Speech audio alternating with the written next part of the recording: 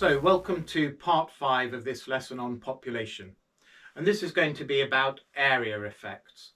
So we've been talking about the population of the world, and we've said that the area of the world doesn't change, it's constant, so we can leave it out of our equations.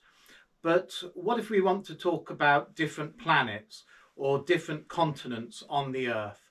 Then they're of different sizes, and so area becomes important, and that's what we will be discussing.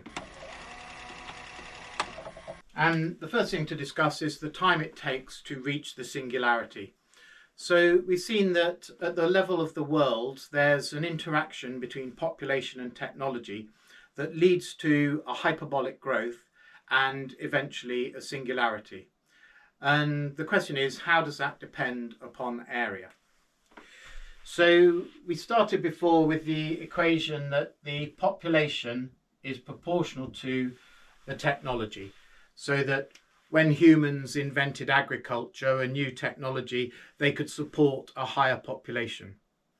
But it makes sense that if we had a planet that was 10 times the size of the Earth, but otherwise the same in every way, then if a certain technology could support this population on the Earth, then it could support 10 times the population on a planet 10 times the size. So when we're talking about the effects of technology on population, it's not on the overall population per se, but it's on the population you can support on a given area of land. So it's the population per unit area that is determined by the technology, or the population density.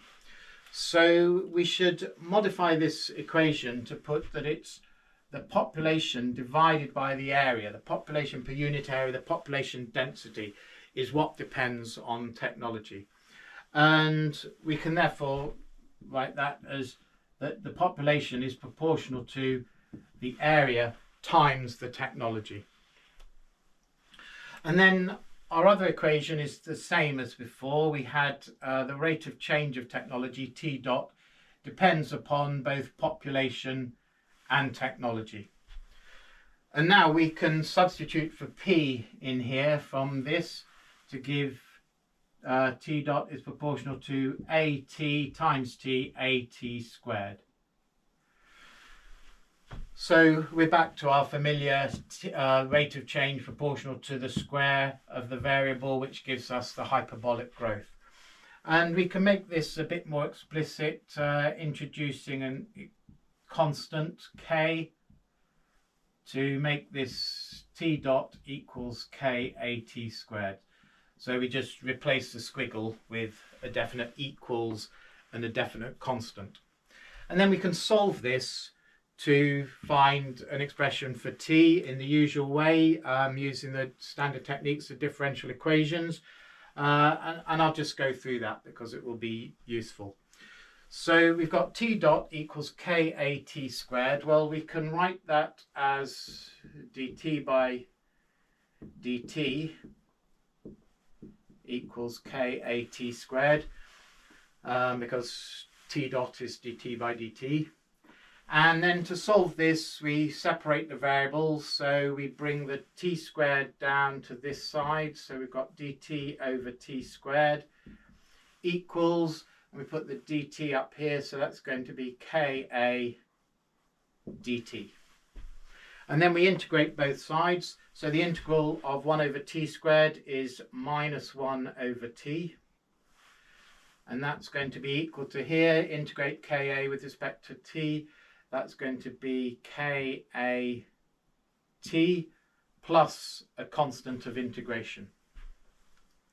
Of course, we've got two t's, big T and little t. So if you're listening to this, you're going to be very confused. But if you're looking, I hope you can see which t I'm referring to.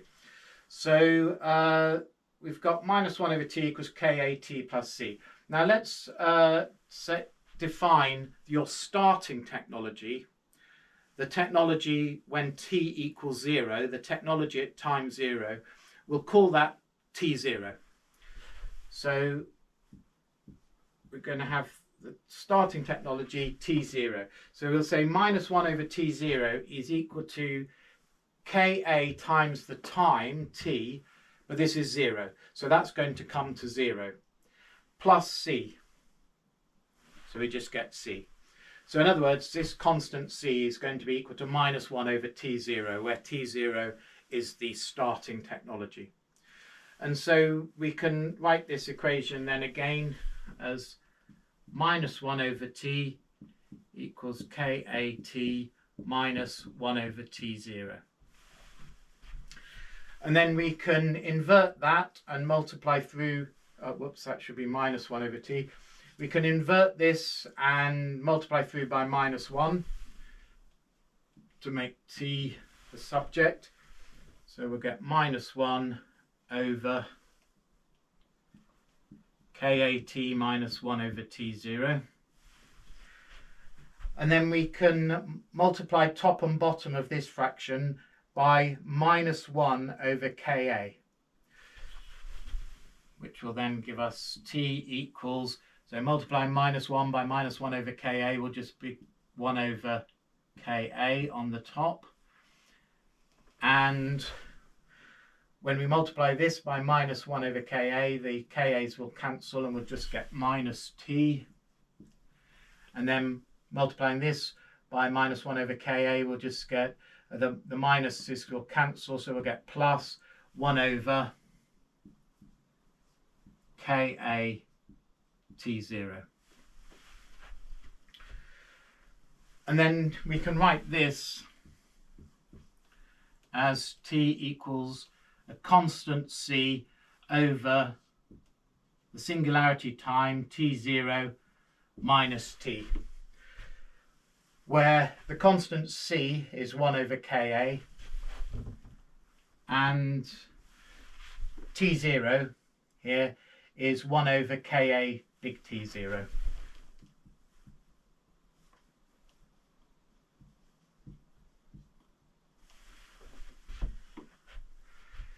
And I just swap those around, the minus t there and the 1 over ka T0 there. And so this is the singularity time and how it depends upon the area and your starting technology. And this is the same singularity time for population, because population is related to technology. So when technology shoots off to infinity, population will also become infinite. So this is a singularity time for both population and technology. And what it's telling us is that it's inversely proportional to the area. So what that means is if we've got two islands or two continents or two planets and they have the same starting technology, then it will be the bigger island or the bigger continent or the bigger planet that develops faster and reaches its singularity faster. The larger the area, the quicker you get to the singularity. Okay, the next important idea is that of a supporting population and a maximum technology. So can somebody living in an isolated Amazonian village invent the iPhone? Well, no, because an iPhone depends upon microprocessors, which means you need to have a chip manufacturing industry, and you need specialist glass, which requires mining of rare earths, and you need software developers, and so on. An isolated Amazon village, and I emphasize isolated, we're thinking about a village that's entirely self-contained, not connected to any other part of the world. An isolated Amazonian village cannot provide all those different functions that go into an iPhone. In fact, an iPhone can only really exist on a planet with a population in the billions. That's enough to provide all the different functions and services that go into making an iPhone a viable technology. On the other hand, can somebody in an isolated Amazonian village invent the bow and arrow? Well, maybe. You know, from the resources of the village, they can probably assemble sticks and string and invent the bow and arrow. So this leads us to the idea of a supporting population for a given technology. So an iPhone requires a supporting population in the billions to make an iPhone viable. An Amazonian village with 100 or several hundred people in it doesn't have a sufficient supporting population for the technology of the iPhone, but it maybe has a sufficient the supporting population needed for the bow and arrow. And to put it the other way around, we can say that there's a maximum technology. So in the Amazonian village with a few hundred people, its maximum technology might be the bow and arrow, but the iPhone is certainly well beyond its maximum technology. But the iPhone is within the maximum technology that can be supported by billions of people. We know that because, you know, it exists. So we can imagine two islands, a bigger one and a smaller one, and let's say they have the same technology, T. Then the bigger island is going to have a larger population because the population is proportional to the area times the technology. So the bigger island is going to have a larger population than the smaller one. And it may be that if the island is small enough, its population will be less than the supporting population for this technology, in which case it can't have that technology because the technology can't produce enough population on a small island to support what that technology requires. Again, emphasizing that we're thinking about isolated islands. So if you have a small enough island, there will be certain technologies that are just beyond what you can support. And this could then explain why, say, Amazonian villages have a limited technology. They stop at a certain technology because being isolated and small, they just can't develop those technologies because logically, even if you try to produce the iPhone within a small village, there's just not enough space to support the people that with the technology that an iPhone can produce to produce iPhones. And similarly, it would explain why the small continent of Australia had much lower technology when it was discovered or connected with the rest of the world than the world island of Africa and Eurasia. Australia, which is incidentally even smaller than it looks because much of it is desert, so the actual habitable area of Australia is even less than it looks on the map. Then by the same logic, the Australians could not develop advanced technologies because they're too small to be able, even with the population that those technologies would produce, to support those technologies. So those technologies if it remains isolated, those technologies are beyond what its maximum technology could ever be. So if we write the supporting population as PS, this then is in some way related to the technology. For a given technology, we've been saying you need a certain population to support it, a certain supporting population. So this depends upon T, but not necessarily just T. It could be T raised to some power. So we'll put that as T to the alpha, some power that we don't actually know.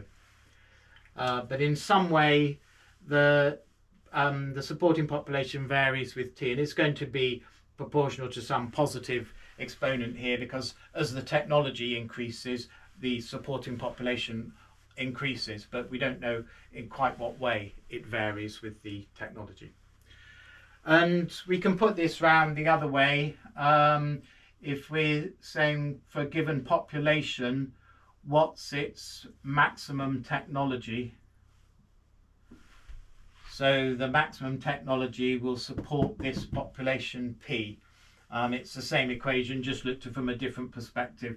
So we can just put it the other way round then, that the maximum technology is proportional to p to the 1 over alpha, taking the alpha over to the other side, taking the alpha root of each side.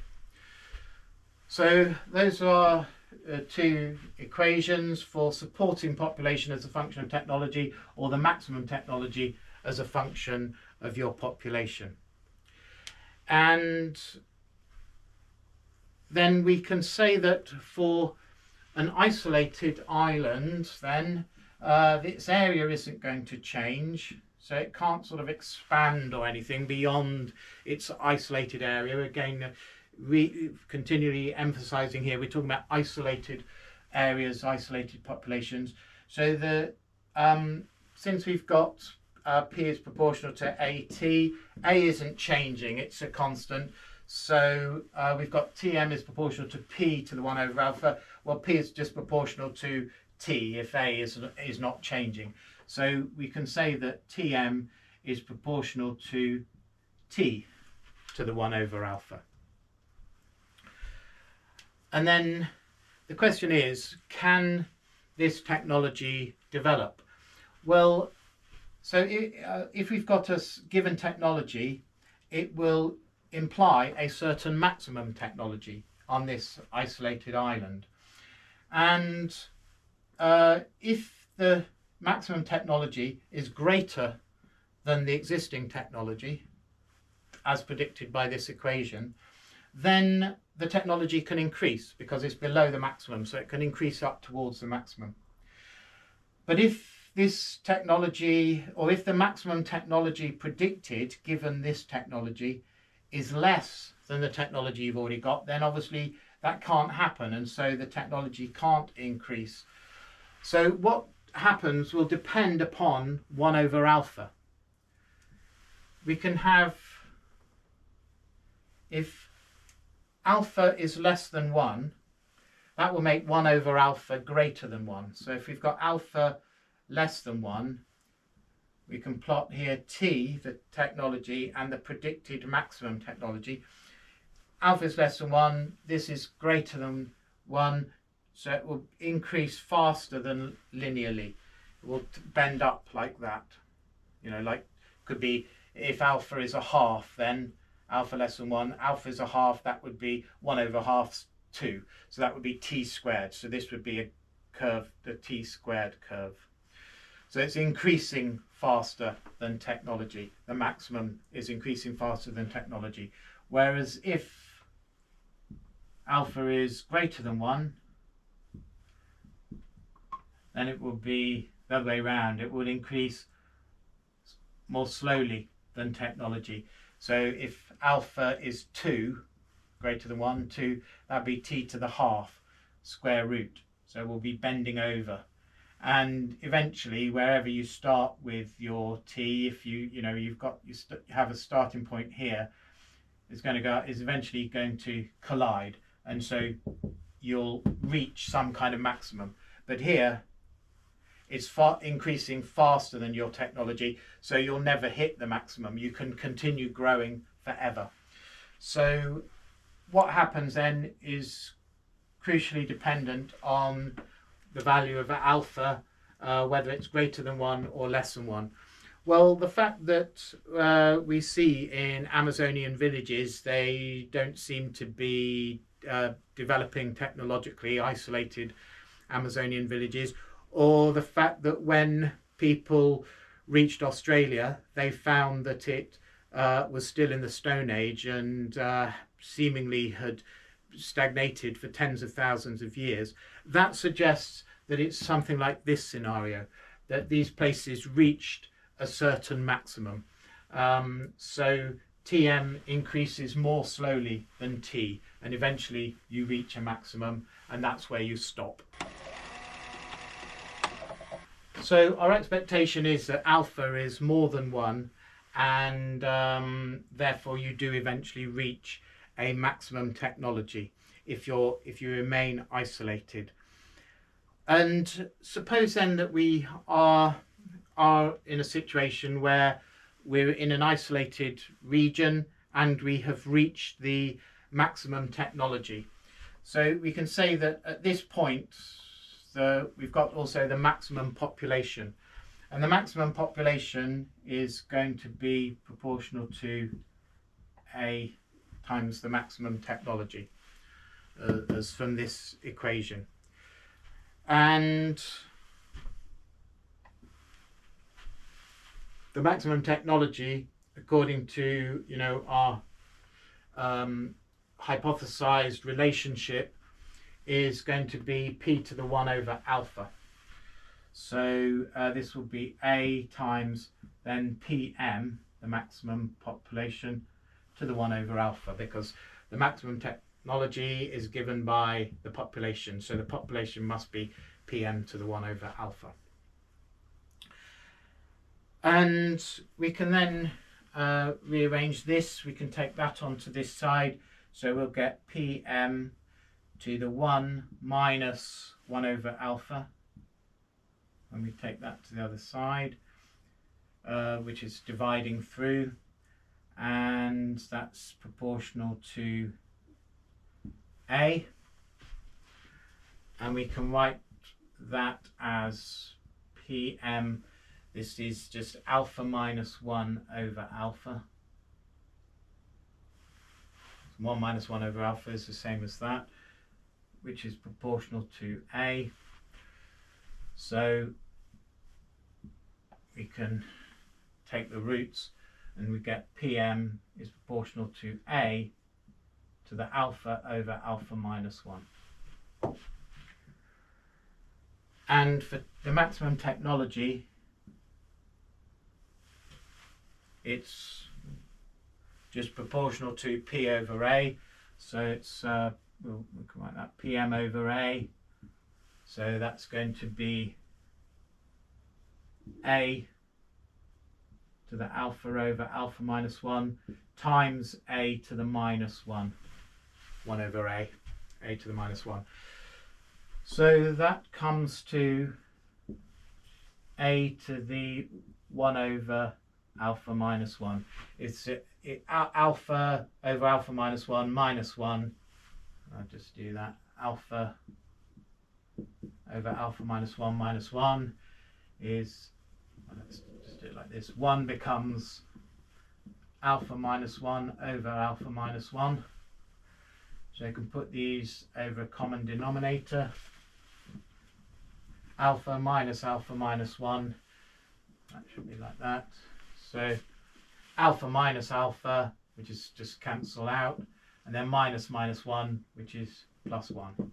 So it's 1 over alpha minus 1, which is what we have there. So if we take, let's say, a value for alpha of 2, because we're saying we think it's probably greater than 1, so let's imagine it's 2, then this would be alpha 2 over 2 minus 1, which is 1, so that would be A to the power of 2. And this, for the technology, it would depend on A. 1 over alpha minus 1, well, 2 minus 1 is 1, so this would be 1. So this would then say if alpha were 2, we'd find that the maximum population is proportional to A squared, and the maximum technology is proportional to A.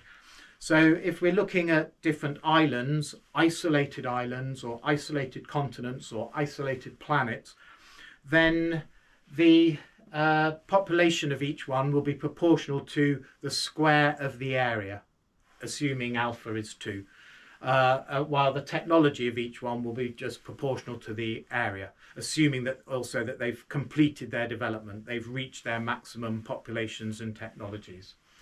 Then, as we say, the technology is going to be proportional to the area, and the population is going to be proportional to the area squared. If alpha is something different, it will be some slightly different relationship. Okay, so we've talked about this constant alpha that came from this equation assumption that the supporting population is related to the technology by t to the power of alpha. And obviously we'd like to know what it is. What is alpha? So how can we calculate that? Well, we worked out just now that the maximum population that an isolated region can achieve is related to the area by alpha over a to the alpha over alpha minus 1. So what we need to do is find some isolated regions, and not just isolated regions, but isolated regions that have finished their technological evolution, so that they are at their maximum possible population for a region of that size.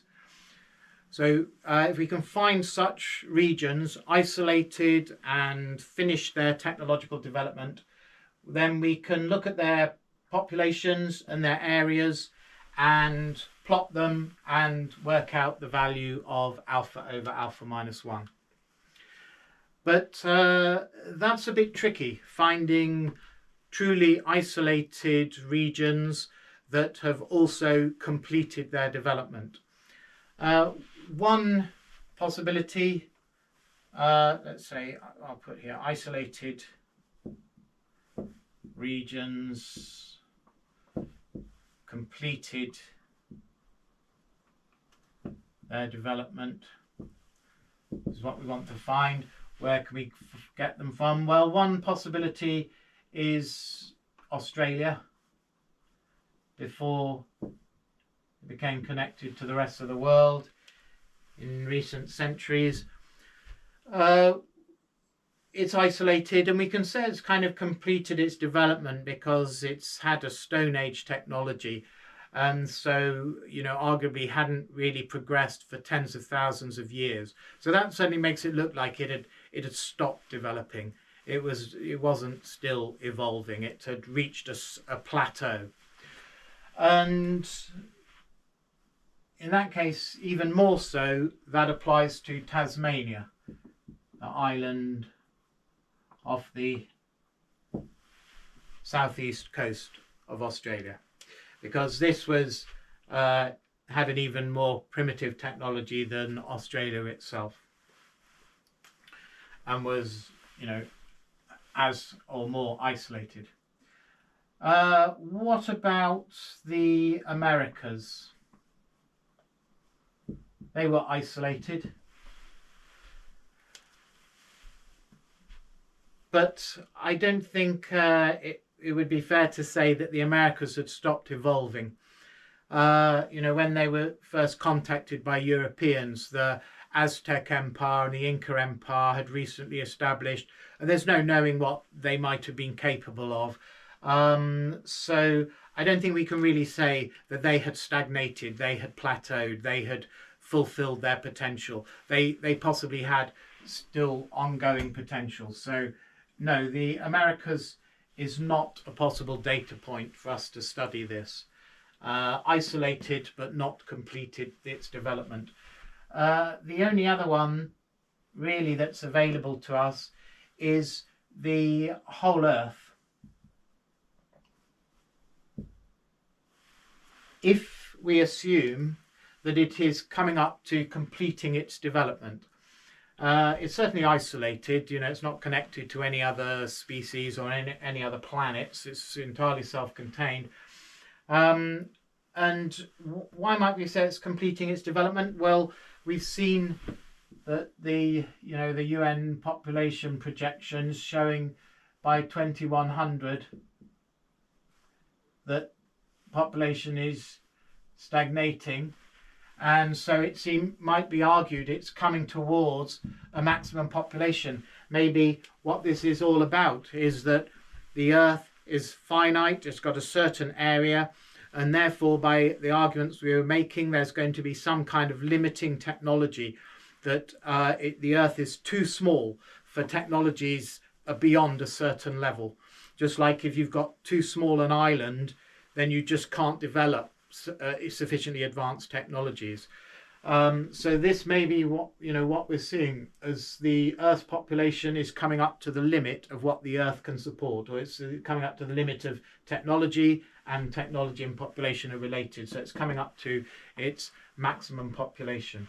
So if we make that assumption, then the Earth is our next data point, or the Earth when its population has reached this projection of 11 billion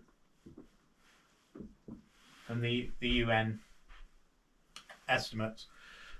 Now, what we want to do then is plot area against population for each of these, but we should adjust the area to take into account that the sort of physical map area is not necessarily the area that's suitable for humans to live in. So we adjust for the fact that, you know, a large part of Australia is desert, and also, you know, some parts of the Earth are mountains and deserts, so those shouldn't count either. If we do that, we can then plot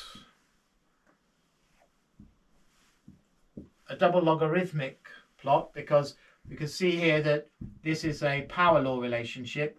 PM is related to area raised to a certain power, so that's a power law, and we know that on a log-log plot a power law translates into a straight line. So we can plot here log of PM and log of area A, and indeed these three data points do lie very closely, in fact, on a straight line, with Tasmania, Australia, and then the Earth as a whole there. I'm supposed to say Australia, Oz for Australia. So with three data points, it's, you know, not going to be a very good test, but certainly it is quite remarkable how the Earth does seem to lie on the same line as passing through Tasmania and Australia, if we make this assumption. And then this slope is equal to the exponent of the power law, so that's equal to alpha over alpha minus 1. And it turns out that this slope, when you measure it, is 2.2, or that we can say is 11 over 5. And this is 11 over 5 is alpha over alpha minus 1, so we can just rearrange to get alpha, just basic algebra. Alpha turns out to be 11 over 6. You can see that because if alpha is 11 over 6, the top there is 11 over 6, and the bottom is 11 over 6 minus 1. 11/6 minus 1, which is 11/6 minus 6/6, so that's 5/6 on the bottom, and then the 6 and the 6 on the bottom and top cancel, and you just get 11 over 5, which is what we find. So empirically, using this, you know, very sparse data set, but the best estimate that we got at the moment is that alpha is 11 over 6. So alpha is certainly greater than 1. It's almost 2. 12/6 would be 2, so it's almost 2. And in I've written a paper that provided a theoretical argument to explain why, in fact, we might expect it to be 11/6, working from first principles. But it's pretty involved, and so I won't go through it here, but I'll put a link in the description. So if you're interested, you can look up that paper. It's online, it's free to read. And this leads us to the important idea of connected area. So suppose that in ancient times aliens were looking down at the Earth and they could see the world island, Africa and Eurasia, and they would say, oh yes, this is an isolated region. It's not in contact with the Americas or Australia. It's just self-contained region of the world. And they could then apply their theoretical history equations and work out the maximum technology that a region or a continent of this size could support. But then as they continue looking down through their telescopes, they see the technology on the world island continuing to develop until the people of the world island invent ocean navigation. And at that point, the people of the world island then go out into the rest of the world and join the whole world together. So it's no longer a self-contained, isolated region. It's extended the size of its region to the whole planet. So the area has increased from just the world island to the area of the planet. So this tells us then that area is not fixed. Technology can change the area. As technology develops, the connected area can increase from just the world island to the world as a whole being connected. And as they saw that happen, the aliens would have to redo their calculations. Once the people of the world island had broken beyond the boundaries of the world island and crossed the oceans to a new area, they'd have to recalculate what the maximum technology is.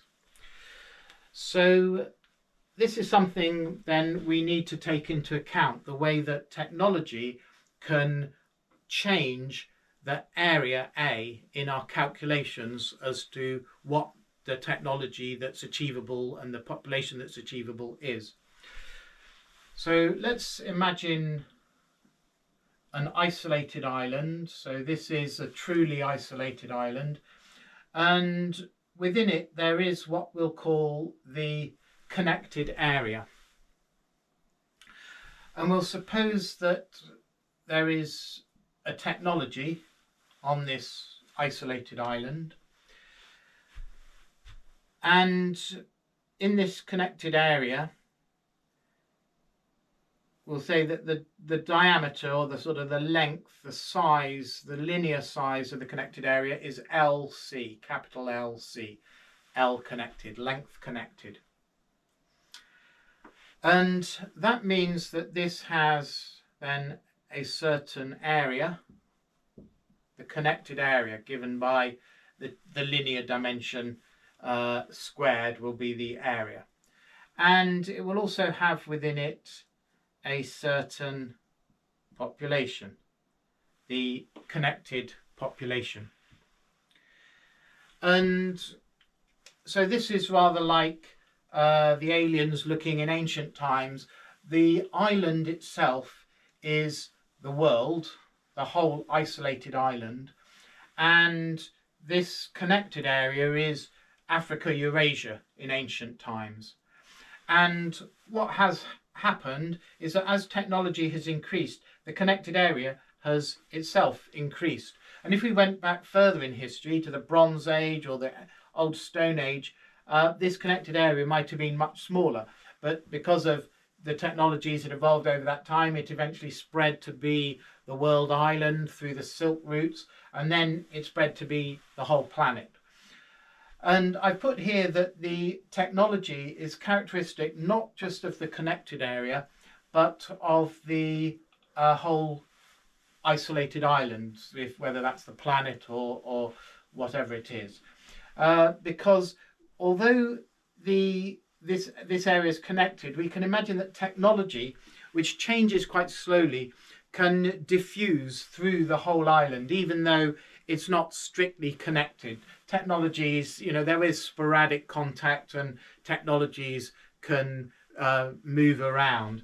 And so that if there had been another world island on the Earth, we would expect its technology, exactly the same size as the world island that actually exists. If there had been two similar sized world islands, then we'd expect their technologies to be the same. They would have equalized, the technology would have equalized.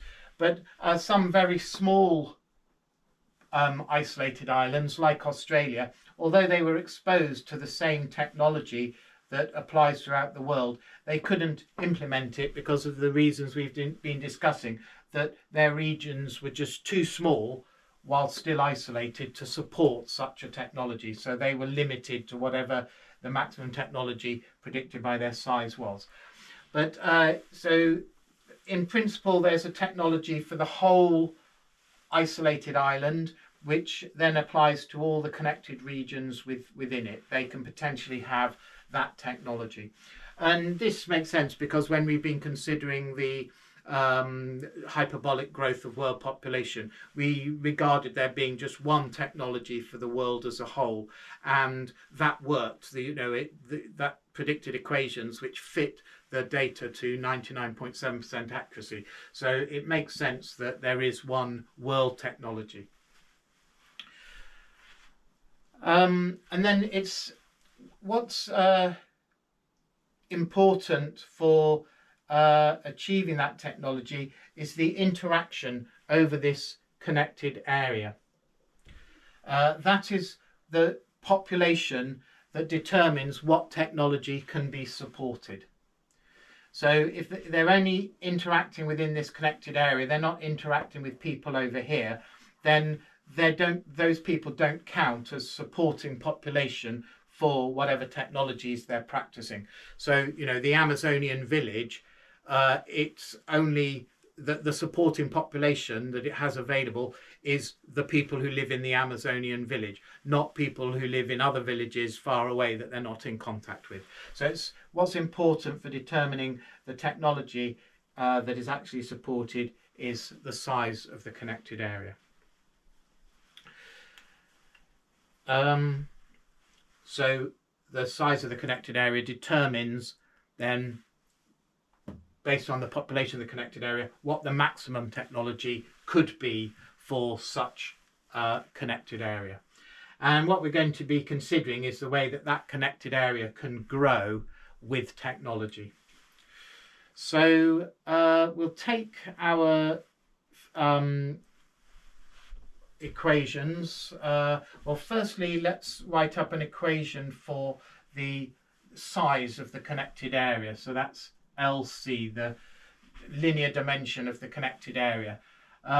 We can say that, for want of anything better, that it's just proportional to technology. We know that it depends on technology in some way. As technology increases, there are improvements in transport and communications that create connectivity over a certain area.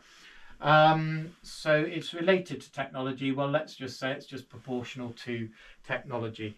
And then in that case, the connected area will be proportional to t squared.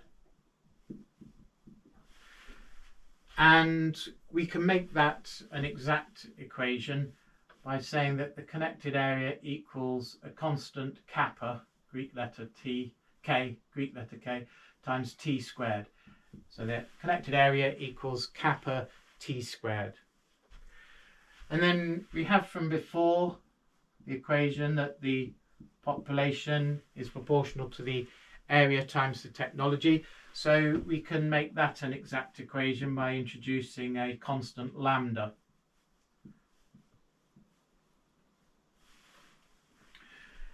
And we also had something we calculated just now, that the maximum technology of an area is proportional to its population to the 1 over alpha.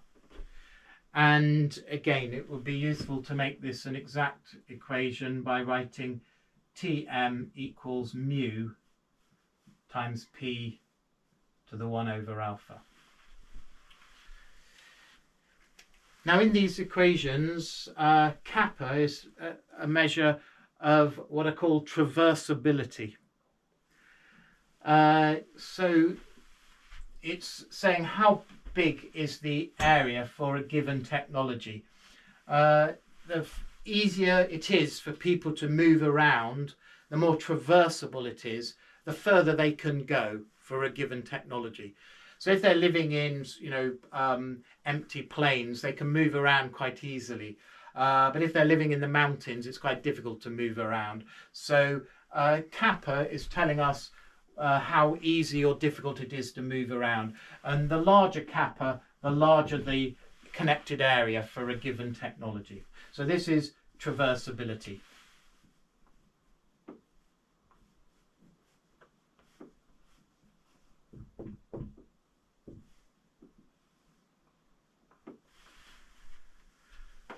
And then here, lambda is a measure of habitability. That is, it's saying that the larger lambda, the larger the population in a given area for a given technology. So if the area is particularly habitable, so it's easy to live in, lush gardens and well-watered fields, so it can support a lot of population, lambda will be high, it'd be very habitable. But if it's a sparse desert, then for the same area and the same technology, you'll have fewer people able to live in it. So lambda measures the habitability. The higher lambda, the higher the habitability, the higher the population for a given technology and area. Okay, so now we want to examine what the maximum technology will be in a connected region of this size. So for a start, we can calculate the population of the connected area from here. So we will say that the population of the connected area, PC, is equal to lambda times the area of the connected area times our technology. And then we can substitute for AC from here, which is kappa t squared. So that would be lambda kappa t squared times t. So that gives us t cubed. And then we want the maximum technology that's achievable for this connected area. So there's Tm is the maximum technology, and then it's for this connected area. So there's another subscript C. Well, that's given by this equation. So it's mu times the population, which is going to then to be the population of the connected area. So that's this. So it is lambda kappa t cubed. So that's the population of the connected area to the 1 over alpha from our formula, which we can write out as then mu lambda to the 1 over alpha, kappa to the 1 over alpha, t to the 3 over alpha. And what this is then telling us is that the technology determines the size of the connected area. We said the technology is the same everywhere, so the technology T is determining how far people can travel and therefore the size of the connected area. This is what we're working out here. And then that size of the connected area tells us what the maximum technology of such a connected area could be. And then the question is this maximum technology bigger than the actual technology? So the technology tells us the size of the connected area, tells us the maximum technology that could exist within the connected area. Is that maximum technology bigger than the technology itself? If it is, that's absolutely fine. The technology can then continue to grow and increase up to the maximum technology. But if it isn't, then the technology is producing a maximum possible technology that's less than what it's supposed to be. Well, you can't have technology less than what's predicted, so the technology would have to shrink back towards the maximum. And of course, as the technology shrinks, that will reduce the connected area and so on. So whether TMC, the maximum technology of the connected area, is bigger than or less than T is very crucial to what happens. Let's just write up the answers to this question bigger. So that just summarizes what I've just been saying then. So if the TMC resulting from this calculation is bigger than T, then T will be able to increase and there will be expansion of the connected area and progress. But if the answer is no, then the technology will have to decrease because it's above the maximum and the area will shrink and there will be technological regress. And then there's a possibility of in between where it just balances, where the maximum equals the actual technology. So in equilibrium, we would have T equals TMC, and we can call that the equilibrium technology TE. So it's neither bigger nor smaller, it just matches. So it will stay at equilibrium. And then the question is, what is TE? Well, we can just work it out from here, because if TMC and T are both equal to the equilibrium, so we just put TE into this equation. We would have TE equals this. TE on this side equals mu lambda to the 1 over alpha, kappa to the 1 alpha, TE to the 3 over alpha. And we just have to solve this equation to get an expression for TE. Well, you know, it's fairly straightforward. We can multiply through by, so raise everything to the power alpha for a start. So we'd raise, that would be TE to the alpha. Raising that to the power alpha would leave 3. Mu would become mu to the alpha. Lambda would now just be lambda. Kappa would be just kappa. And then we can take this onto the other side. So we'd divide through by TE cubed. So we'd get TE to the alpha minus 3.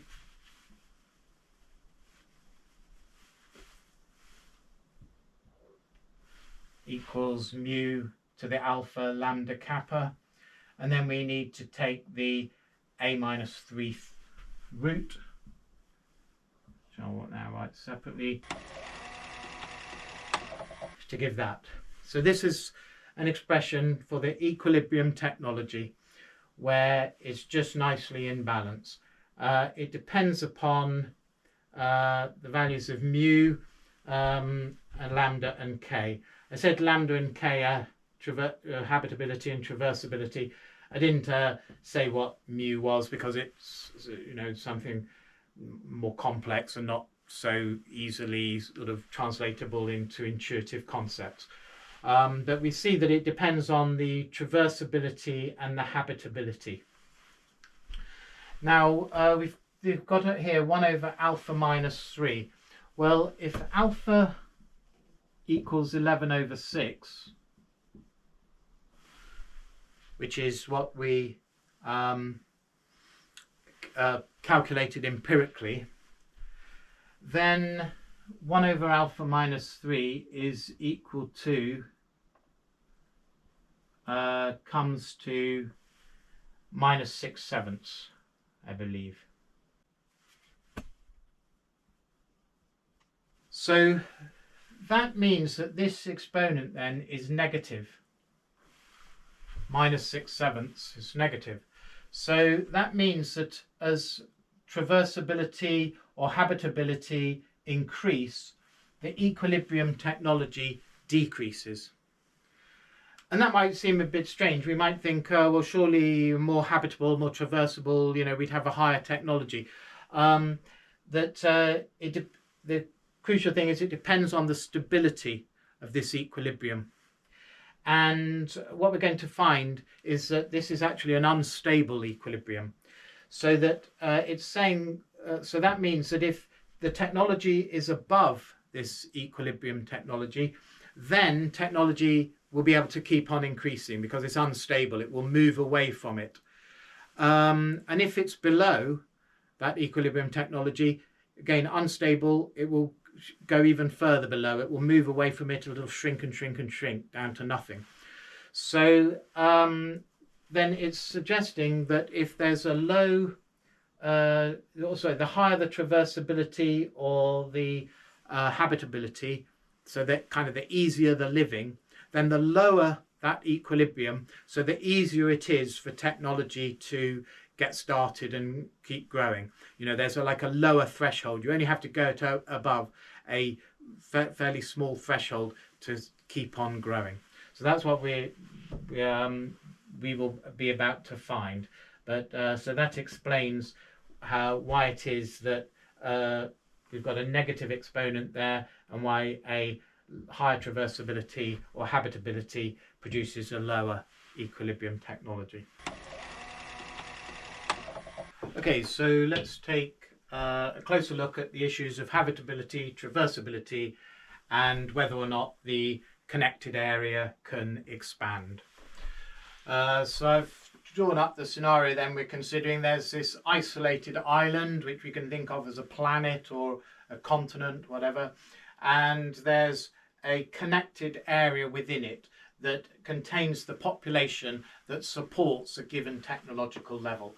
And there's the technology that applies to the whole region, not just the connected area, but the whole isolated island within which there is this connected region. And I've also written up a couple of the crucial formulas that we obtained. This for the equilibrium technology, where the technology in the connected area is the same as the technology that a population of that size could support. That was given by this expression, and we also had this expression for the maximum technology of the connected area, which was that related to the overall technology. And what happens depends crucially on the difference between TMC and T.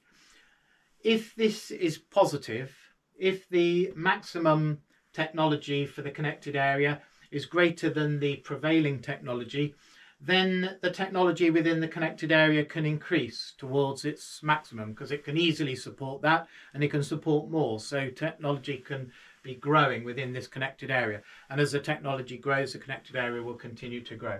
So TMC minus T tells us whether it can grow, or if the opposite is, if that's negative, then the maximum technology is less than the prevailing technology. So this technology cannot survive within a connected area of this size, and therefore the technology will have to decrease towards the maximum, because which it is above.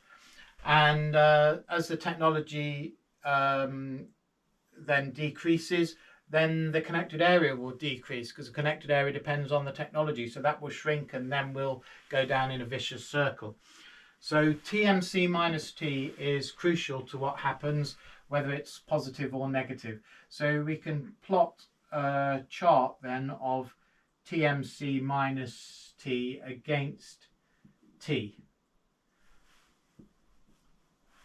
And we say that if TMC, if that's 0 there, we say then that if TMC minus T is positive here, then technology can increase.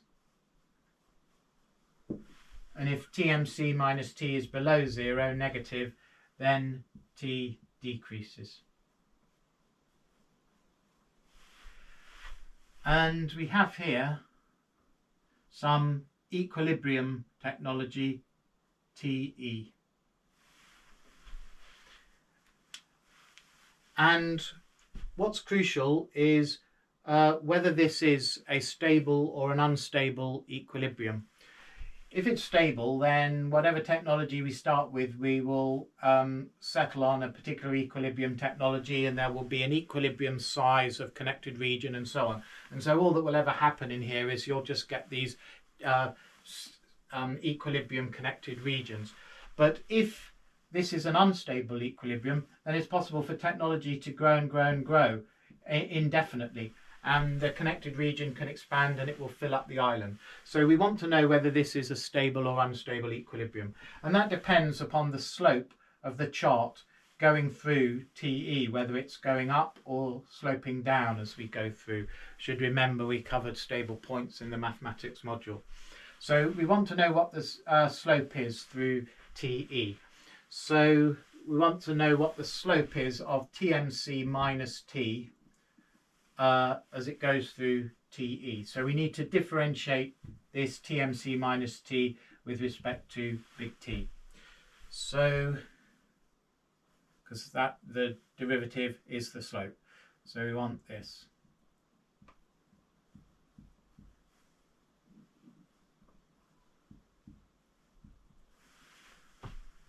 Well, that's the derivative of this with respect to t.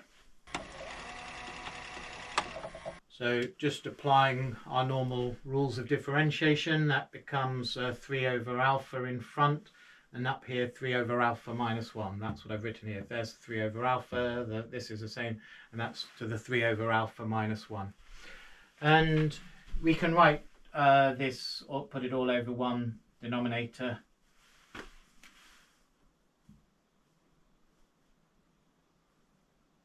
As 3 minus alpha over alpha.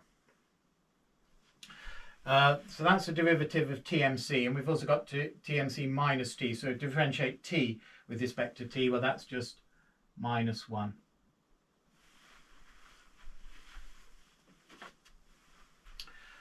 And now we need to substitute the equilibrium technology, because we're trying to work out the slope at TE. So we substitute in from here. This was our expression for TE.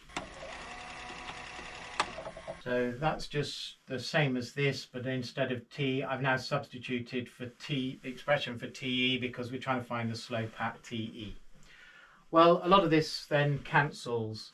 There's an alpha minus 3 and a 3 minus alpha, so there's just that's just a negative of that, and so this can be becomes just minus alpha, minus 1 over alpha,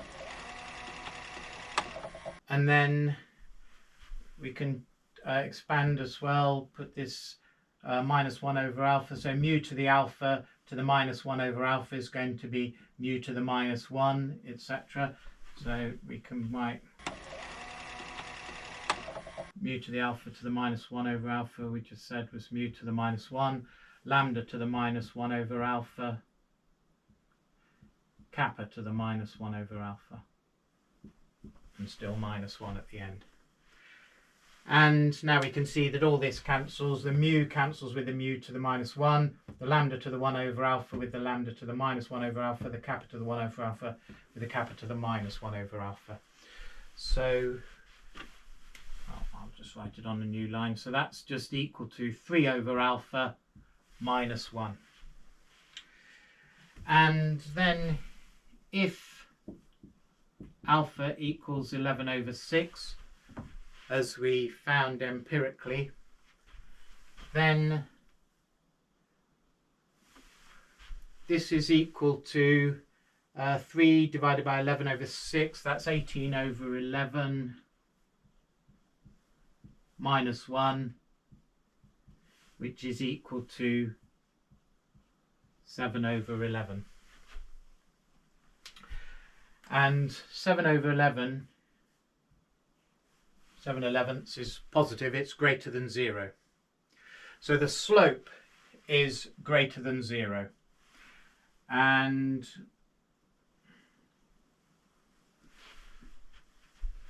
so it goes like that. There's a positive slope, an upward slope. And a positive slope means an unstable equilibrium.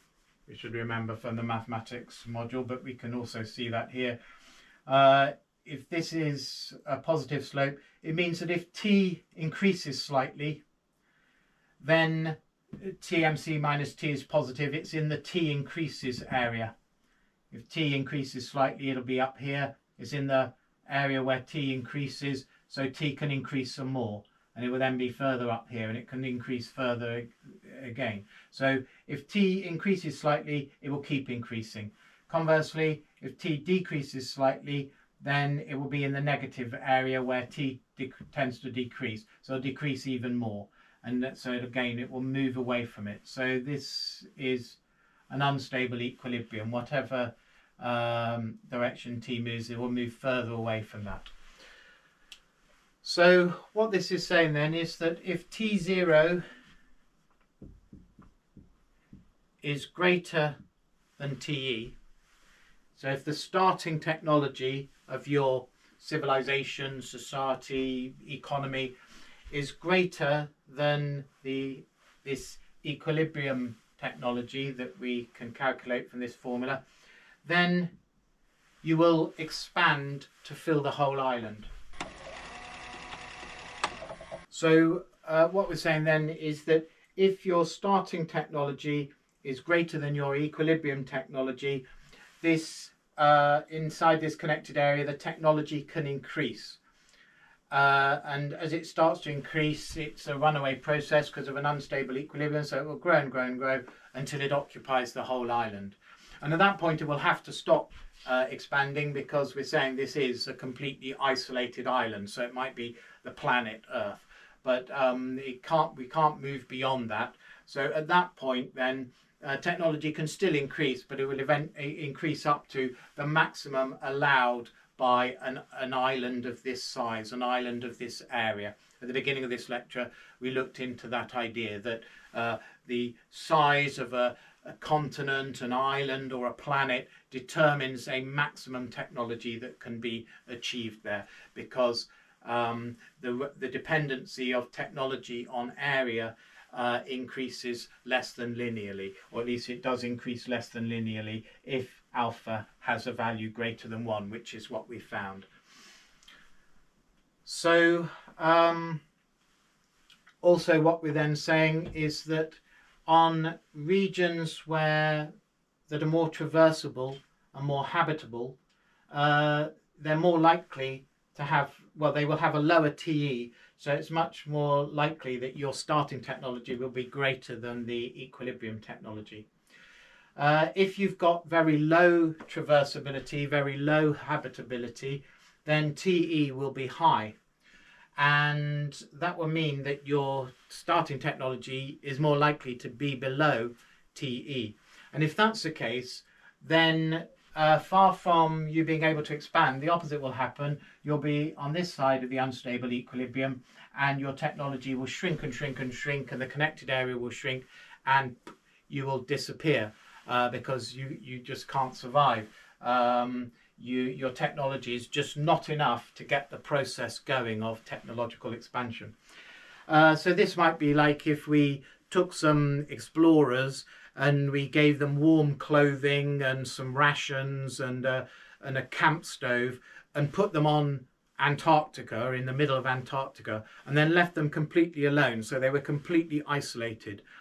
They wouldn't then be able to replenish their stocks. They wouldn't be able to make enough food and to start the factories to create the warm clothing, and mine the metals to make camp stoves, and find the fossil fuels that run the camp stoves in the middle of Antarctica, because the traversability and the habitability of Antarctica is far too low, and therefore the equilibrium technology that you need to be able to start growing on Antarctica is too high for people who've only turned up with, warm clothing and a few rations and sleeping bags. So indeed, we would see such people, if we deposited them there and left them entirely alone, if we came back, it's very unlikely that we would have found them developed an advanced civilization. It is much more likely that we'd find that they dwindled and died out. And something like that may be what happened to Roanoke, the first English colony on the Americas. They turned up with a technology that was not able to sustain them in the isolation that they experienced. And so we would expect that the earliest humans, with quite a low value of T0, their starting technology, would move to the most lush environments, the ones that were most habitable and traversable, because that's where TE would be low, and even with their low technology, they would be able to get survive and get a process of progress and technological evolution going. And I should emphasize once again that what we're talking about here is systems that are isolated.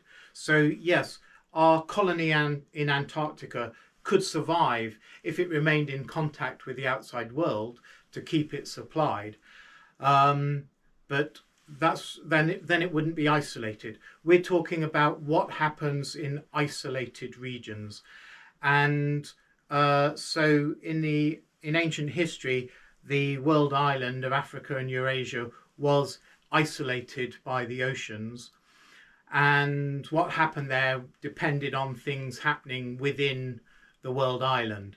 It couldn't rely on supplies or anything from outside. But also what we've seen then through this whole argument is that the connected area the technology can expand to a point where you can break beyond the bounds that isolate you. So in the world island, they invented ocean navigation, and at that point they were able to burst out and it was no longer isolated.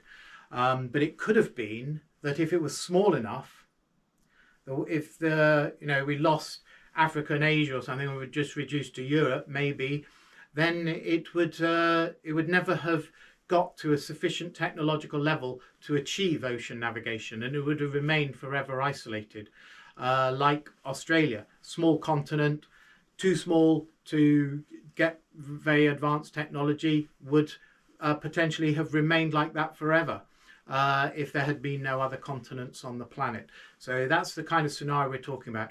What happens if you're isolated, and how your area affects the technological level you can achieve, and how if you can get to a certain technological level that allows you to expand your area, then you can keep growing, but then you might eventually come up against limits that you can't get beyond. And so that brings us to our next topic, the meaning of isolation.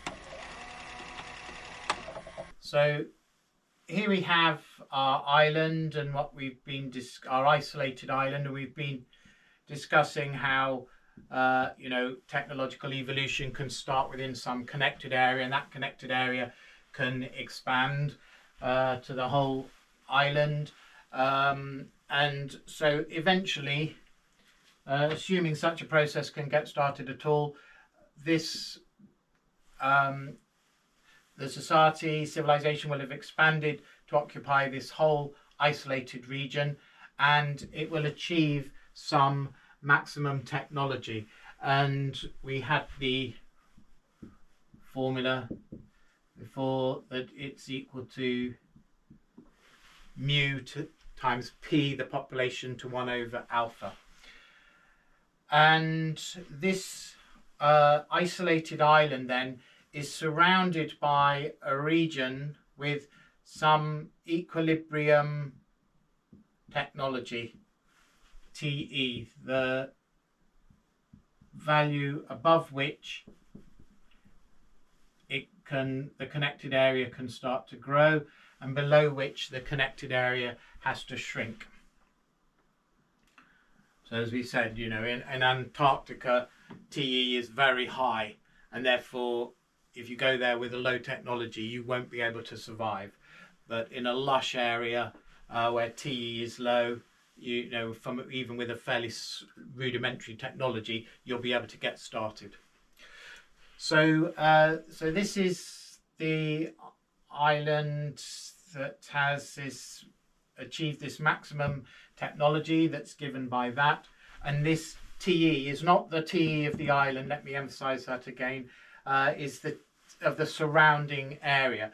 So we might think of this as, say, the world island, and TE is the TE of the oceans, which have low habitability anyway, and low traversability as well, until you have developed ocean-going navigation. So we've got this formula for Tm, and we also know that we had this equation P equals lambda AT.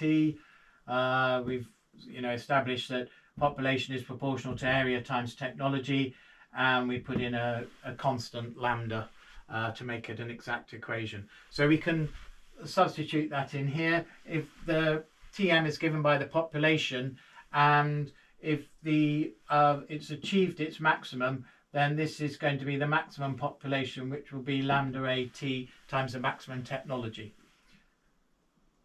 So we substitute, we get Tm equals mu times that. What I'll do then is raise both sides to the alpha. Tm to the alpha equals lambda A Tm.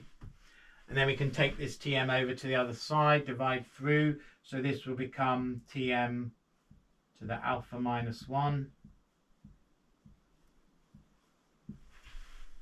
equals mu to the alpha lambda A. And then we can take roots to give us an expression for Tm. So this just formalizes something we said more intuitively earlier, that for an isolated region of a given area, it has a given maximum technology that it can achieve, and it can't go above that if it's restricted to this area. But we've also been talking about the idea that the area can increase if your technology is enough, but whether it can increase, whether the area can expand now, depends upon whether Tm is greater than Te.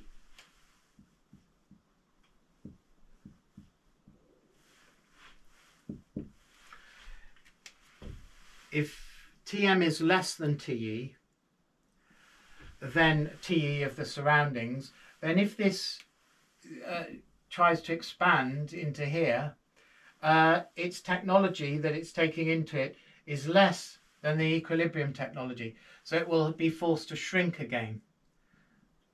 So any attempt to expand into this is doomed to failure, because you haven't got enough technology to expand into that region. And this we're suggesting is what it was like for Australia. Too small, small enough area that the maximum technology that was achievable there wasn't enough for ocean-going navigation. So the Australians could never achieve ocean-going navigation. If they tried, they couldn't keep expanding because they didn't have enough technology to make that viable and to form a properly connected region.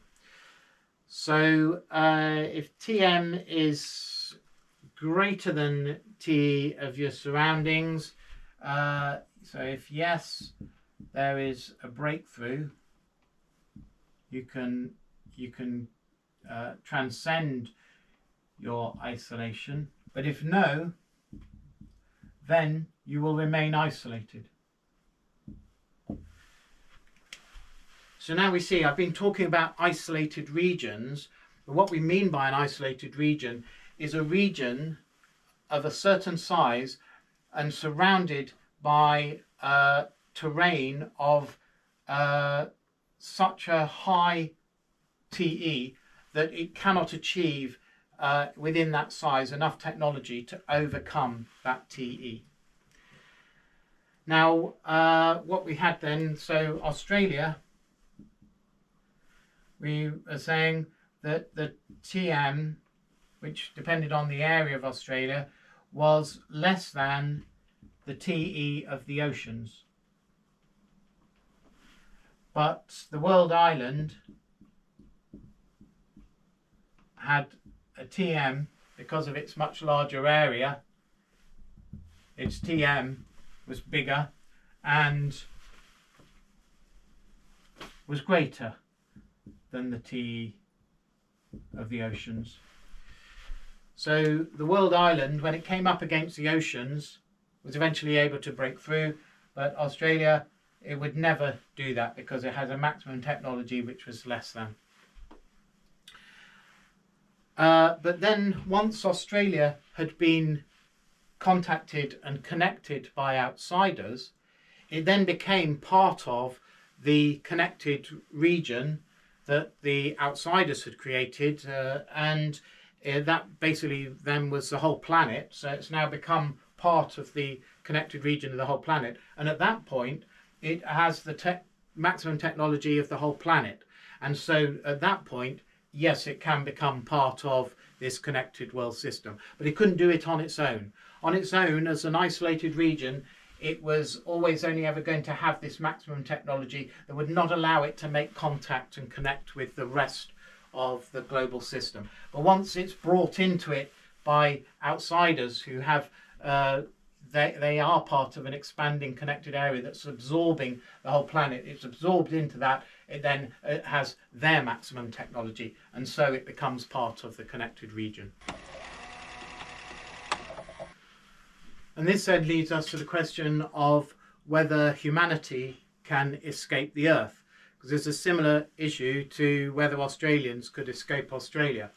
Here we are on a planet of yay size, and that gives us a certain maximum technology coming out of our equations. For a planet of this size, it can achieve that maximum technology. And we're surrounded by outer space, which has a TE of a certain value that depends upon, as before, the traversability and habitability of space. Well, space is not very traversable. It's very difficult to cross space, and it's not very habitable. It's not very hospitable to human beings. So the habitability and the traversability of space are so low that the TE is very, very high. And therefore the question is for the planet as a whole, TM greater than the TE of outer space? That's a question we need to answer. If yes, then we'll eventually get our TM. So we haven't yet achieved our TM. We're moving towards the TM that is higher than TE, so we'll eventually achieve a technology above this TE, and then we'll start to be able to move into outer space. And by the logic that we've been describing, if we can do that, if our technology is greater than this TE, we're above that unstable equilibrium, and so we'll keep expanding and expanding, and so we'll go and colonize the whole solar system. So yes, that's leading to Star Trek or what have you, is all in our future. But if the TM of a planet the size of the Earth is below the TE for outer space, then we're going to remain forever isolated on Earth. At least we will remain isolated on Earth until contacted from outside, just like Australia. We will, if this TE is bigger than the maximum technology for a planet the size of the Earth, then we can't on our own initiative get beyond it. We can't expand into it. If we attempt to, we'll just be forced back. But of course, if aliens come along and bring us into their galactic system or what have you, then we can, by participating in the galactic system, we'll be able to achieve a much higher technology, the technology of the galactic system, and so we can become part of that system. So which is it? Well, it's difficult to say.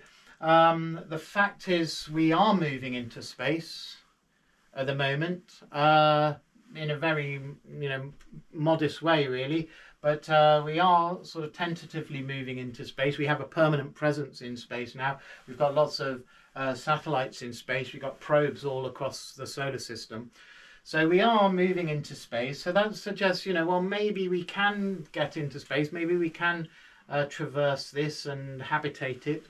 But on the other hand, the very fact that the global population is slowing down and maybe stabilizing, and because population and technology are related, that implies stagnation eventually of technology as well, then that may be suggesting that we're coming to the maximum. We're getting close to the maximum. We're getting close to the maximum population. We're getting close then to the maximum technology. And so, you know, maybe it looks like we're not going to make it. So it's kind of touch and go. Are our efforts in space enough just to get us squeezed past this crunch that's coming, and then, you know, get us again past that unstable equilibrium and start expanding again? Or are we just going to come in just below it and then remain forever stuck on Earth, and all the Star Trek type dreams will never happen? I've done some written a paper on this and done some calculations, which is actually the same paper as I mentioned earlier, and so the link should be in the description, suggesting that we can just about make it. But, you know, maybe I'm biased by my own optimism. So, you know, we will see. And these ideas allow us to think again about the ancient slowdown. So we recall from earlier in this lesson that there was an older hyperbola leading towards a singularity around about 100 BC. But then world population growth slowed down and it shifted on to the younger hyperbola, was more slow moving and reaching a singularity around about 2025. And as it shifted from one to the other, population stagnated, plateaued for a while before picking up again onto the younger hyperbola and shooting off again towards a singularity. So there was this ancient slowdown, and the way we can think about it is using the ideas we've been discussing, that here is the world island, and in those ancient times there were basically two interaction zones: the Western interaction zone and the Eastern interaction zone, which corresponds in effect to Rome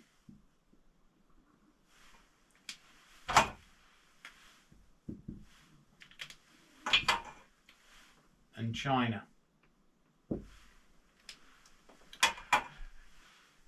And the problem then was at this time that they were finding it difficult to expand because they had come up against various barriers. So things like mountains,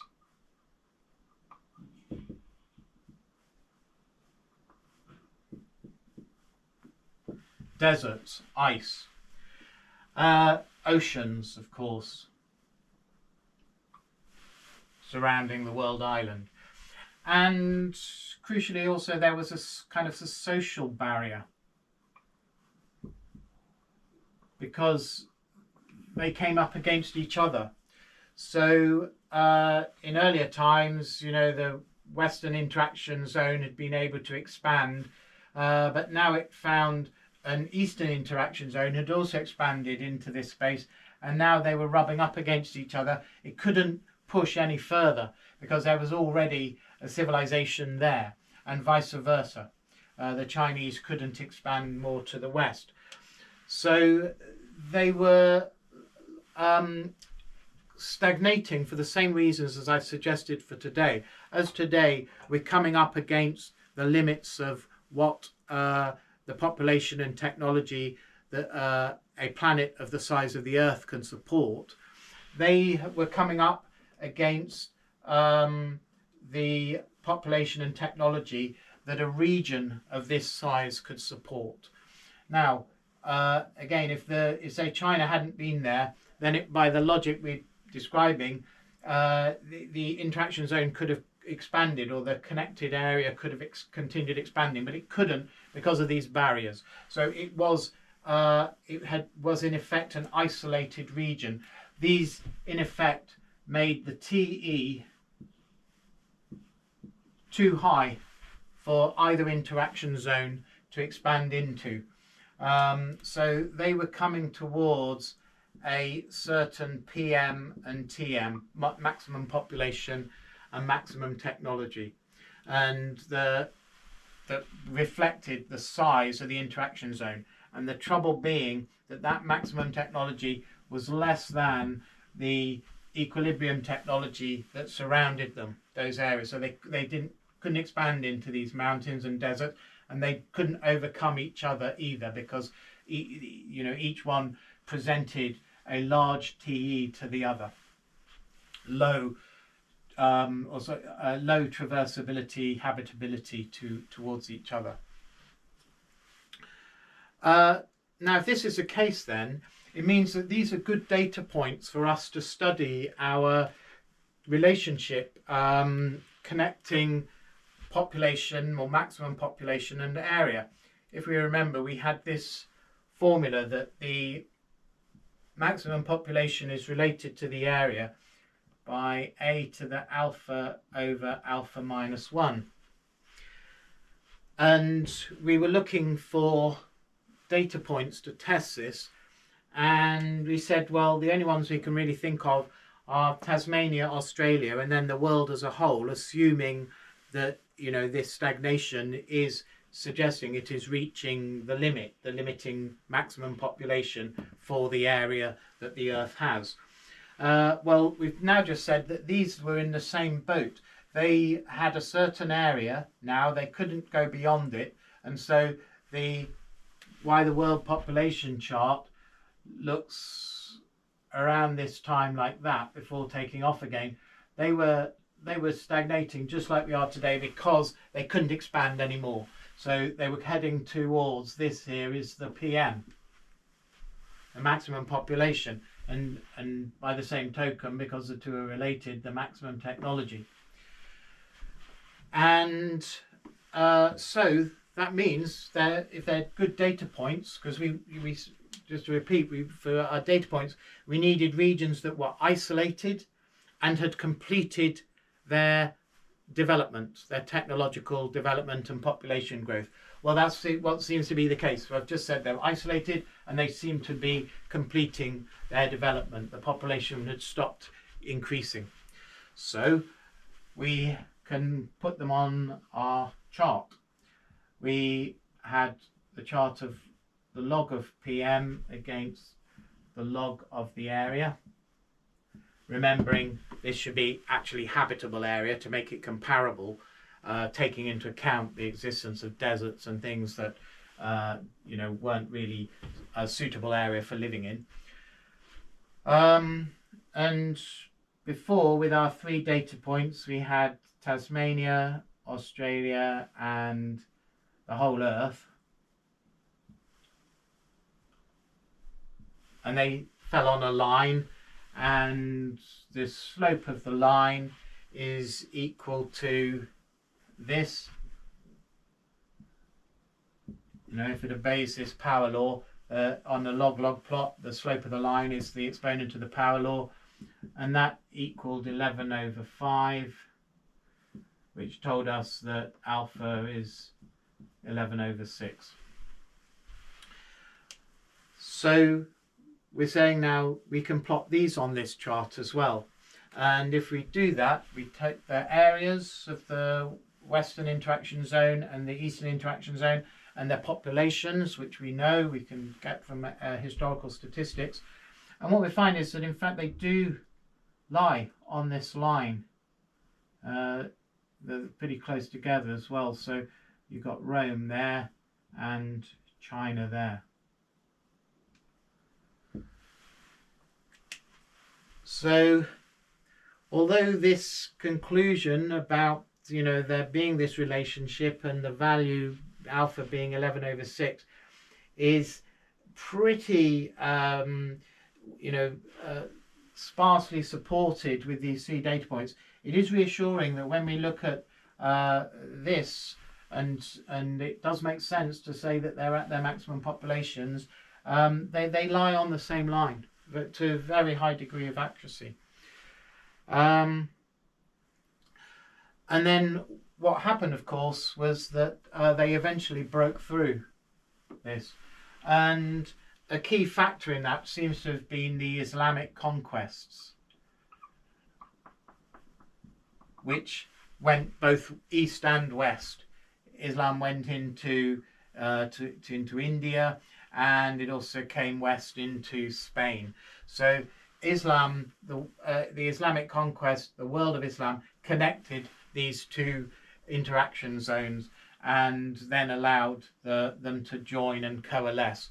And it may not be a coincidence that the Islamic conquest started at where the interaction zones were rubbing up against each other, where there was kind of the most pressure, right on the social barrier, and that was then sort of created the rupture on both sides that allowed them to join. But that's pure speculation in a way. That's taking us beyond what's in our model here. So whether that, I say, may not be a coincidence, but maybe it is a coincidence.